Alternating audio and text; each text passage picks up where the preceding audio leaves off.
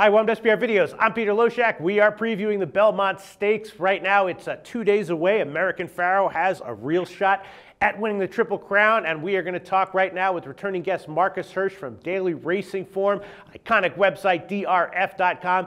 Get his take on the odds and likely outcomes. Marcus Hersh, thanks for being with us. My pleasure, Peter. All right, Marcus Hersh. History might be being made. An 8-horse race right now. The morning line odds for American Pharoah 3-5.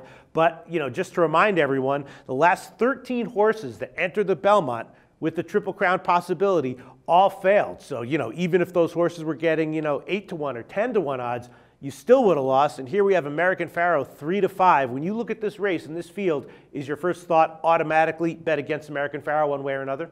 I like where you're going with it, for sure. That is my first thought. I mean, first of all, I've been against the horse's first 2 legs of the Triple Crown. You could go back and make the case that he was fair odds in the Kentucky Derby, having seen how good he is and the way things have shaken out. But in this race, of all races, absolutely, I think from a gambling perspective, it makes all the sense in the world to try to beat the horse. You've got 90,000 people going to be on track, plus a lot more people going to simulcast parlors around the country. Everyone is there to see this horse win the Triple Crown.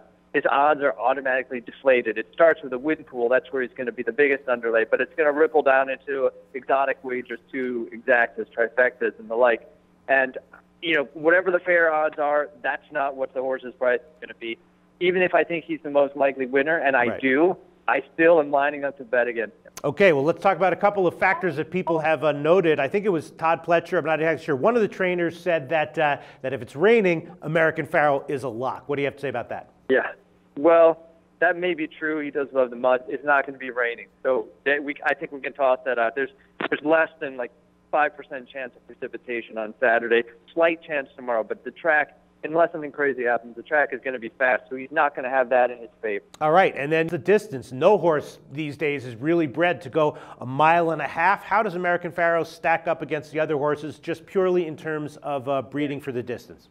He may have the least appealing 1.5 mile pedigree in the field. Wow. That's probably not fair. I mean, his grandsire, Empire Maker, could go 1.5 miles, but if you look at his female family, it's speed, speed, speed, speed, speed. So, I mean, what the horse is really is he's an individual freak. His talent overcomes, whatever limitations he's supposed to get from his ancestry. But to me, in these days of American breeding, you can take a horse like this who's got some stamina on one side but not on the other side, and that horse could get this 1.25 miles in the Derby. But the Belmont really is traditionally the separating line. I mean, if you think about it, we're talking about 25 seconds or so more racing. A lot can happen in 25 seconds. A horse that looks like he's going to win, like American Pharoah was winning the Derby, could go to looking like he's going to lose because he's slowing down so radically while somebody else is staying on a little better.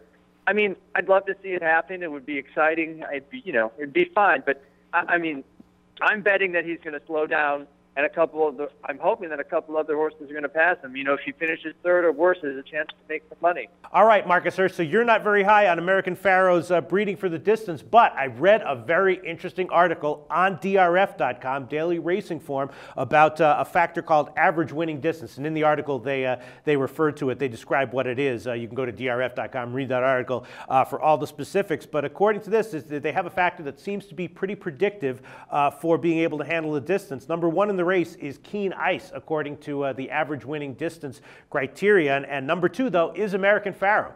Yeah, that's based upon sire statistics. Keen Ice is by Curlin, who was a really, really wonderful horse who relished 1.25 miles. He was actually beaten in the Belmont. American Pharoah is by Pioneer of the Nile, who, he had an unlucky trip a little bit in the Kentucky Derby.